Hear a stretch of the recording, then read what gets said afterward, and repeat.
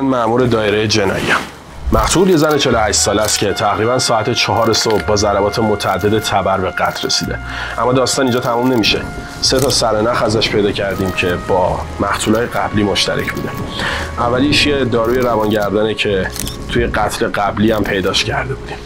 مورد بعدی یه تیکه کاغذ پاره شده است که جالبه با اویدنسی که از قتل قبلی داشتیم یکیه.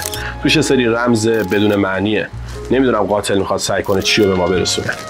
و اما سرنخ آخر یه پلاک که این دفعه جدیده و ظاهرش میخوره که یه نماد شیطان پرستی باشه. دیدی چی شد؟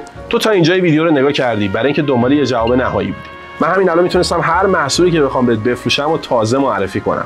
از این تکنیک داستان گفتن و داستان سرایی و سناریو نویسی باید تو تک تک محتوات استفاده بکنی.